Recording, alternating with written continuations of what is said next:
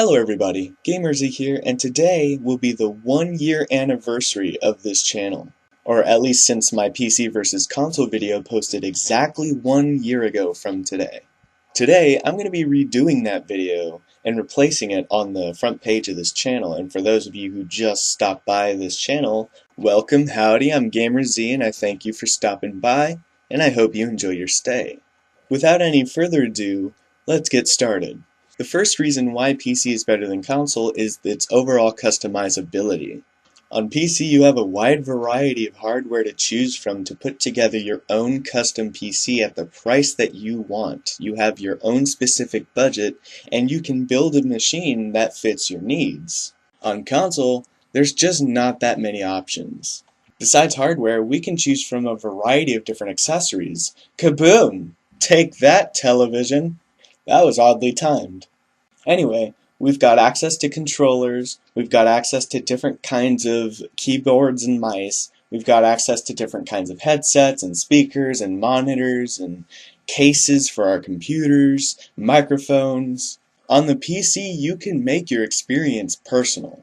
On the console, you've only got a few brands to choose from for your microphone and your controllers. Even in our games we get customizable options. We can configure and customize our game options to fit our preferences, whatever they may be. Whether it's to change a key on a keyboard, or change the sensitivity of the mouse, or change the graphics settings to get a higher frame rate. There is so much on the PC that you can change about your games to make them look better, to make them look slightly worse for higher frame rate, change the resolution. I think this is a good spot to bring up modding as a good customizable option for you to change the way your game plays, the way your settings are, the way the game even looks. If you can think about a change on the PC, it's possible. Moving on to reason number 2, mouse and keyboard support. While for many games it comes down to personal preference, whether you'd like to be holding a controller in your hand or just being on a mouse and keyboard, there is no denying the fact that there are more objective benefits to the mouse and keyboard than to the controller. The mouse is objectively more precise and more accurate than a joystick, which simply for the fact that auto-aim exists for the controller just proves my point. I mean, you wouldn't need software to help you aim if you were able to aim by yourself with a controller. The keyboard, on the other hand, has more buttons and you're able to do a lot more things with it. You can be looking, jumping, using, and shooting at the same time without any worry of what to do first and how to move your fingers to do it. A big misconception I hear with the mouse and keyboard is that it's too uncomfortable. Now, as someone who has just figured out how to use a controller not too long ago, and I'm still struggling with the Xbox One controller on Minecraft, I can tell you without a doubt that using a controller takes just as much muscle memory as using a mouse and keyboard. Just give your controller to someone who's never used a controller before, and you can see exactly what I'm talking about. Especially for games like FPS games, you're going to see them moving the joystick way too far to the right and way too far to the left without learning that you don't have to do that. You can move it slightly, and get those more precise shots. Not as precise as a mouse, because you can move your mouse however fast, however slow, and however far that you need to in order to get those accurate shots. But the point is, the amount of time that it takes you to learn how to use a controller is roughly the same as how long it takes you to learn how to use a mouse and keyboard. I mean, I don't know, maybe it's your posture, maybe it's you're sitting incorrectly and you have your hands at a right angle, but the mouse and keyboard can be comfortable if you use it right, if you learn the posture, if you learn the technique of how to use it. It's the same thing, if I hold my controller above my head, my arms are going to get tired, it's not going to be comfortable for me. Everybody knows that you should be resting your controller on your lap, but just as common knowledge as that exists for the console community, the same exists for the PC community. The next pro to PC gaming is its vast library of games. On the PC, it's safe to say that we have over 15,000 games. There are so many games to choose from, so many genres available to you on PC that you can't play on console. And if you can play it on console, well, there's only a few of those games in that specific genre for you to choose from. The PC is also way more open to indie development than consoles are. This means there are a lot more original IPs on PC than there are on consoles. So with our vast library of games, we have more exclusives, and when it comes to multiplats, we get the better release. Usually this comes with better graphics, higher frame rates, larger multiplayer servers, faster tick rates, the ability to use the mouse and keyboard, which as stated before can be a huge benefit. Just die, bitch! And give me your money! As I was saying, we have way more games than the current gen consoles that we can play on our one machine. It's all backwards compatible, and we're able to play older games and relive these older experiences. And, for the most part, we have the better multiplats, simply because PC hardware can handle better things.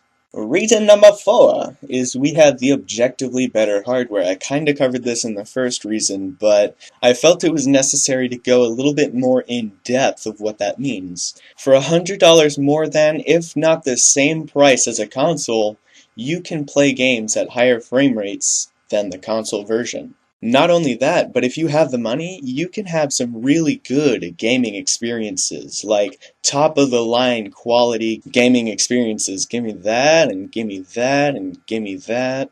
Now, because of the customizability of these games, you can choose whether you want higher frame rates, better graphical quality, or better resolution with cheaper hardware. You're able to dictate specifically where you want your hardware dedicated to, in order to ensure that your preferences as a gamer are met. Oh shit, they're mad. They're mad. Get out of there. Oh, and then Skyrim logic. It must have been the wind. On the subject of budgeting, we're gonna segue into the 5th and final reason that I have. It is cheaper over time, and sometimes up front to play on PC. Gamers have the choice between cheap hardware, mid-range hardware, and high-end hardware, depending on their preferences of frame rate, resolution, quality preference, and what games they're interested in playing. That said, if you're only into those cheaper games, then you only need cheaper hardware. But say that you're paying mid-range, for example, $100 or $200 more than a console. Did I really just get hit by a random bullet? It's fucking stupid. So say that you spend $700 on a PC when you could have spent $500 on a console. You're going to save more money in the long run if you consider the fact that, 1, you don't have to pay for online, you also can pay for cheaper games. Games go on sale way more than they do on console. And for those that argue for the subscription as if it's pretty good, like you guys get free games every month or whatever, that happens on PC too. There's a lot of free games that get given away all the time. And the best part is, you don't need to pay a subscription for it. Sure, it might be like slightly less games that we get over time, but at least we don't have to worry about actually spending money in order to get those quote-unquote free games, and also realize that those games are being, quote, rented to you, for lack of a better term, because if you stop paying that subscription, then you lose the licenses to those keys. In simpler terms, $60 can get you more on PC than $60 can get you on console. Your money goes a lot further on PC than it does on console, is what I'm trying to say. Now, I know it's a cliche to leave it at 5 reasons why for PC versus console debates, but I feel like I've left a lot more than 5 reasons. I just had 5 categories of reasons why. And in order for this video to be shorter than 10 minutes, like as was my goal, I'm gonna stop it here. So for a lot of people, this video is going to be very new, even to some of my newer subscribers. If you just happen to stumble upon this video from either my channel page or from the search results from YouTube, which is amazing, then if you like this sort of stuff, well, it's what I do all the time, so this channel is just for you. If you have any comments, criticisms, support, agreements, whatever, you can put that in the comment section below. One of the things I love doing is talking with people and spreading ideas. I will be the last person to ever censor ideas from this channel, and you can hold me to that.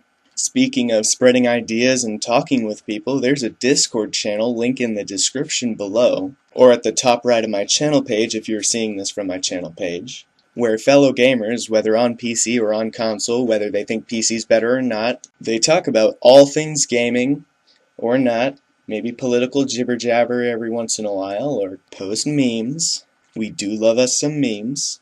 If you don't like memes, then you're communist, but that's okay, because communists are allowed too. It's just that everyone knows who has the bigger dicks. America, bitch. Anyway, that's all I have for today. I thank you new people for stumbling across my channel and watching this video to its end. I thank you all so much for watching, and I hope you enjoyed.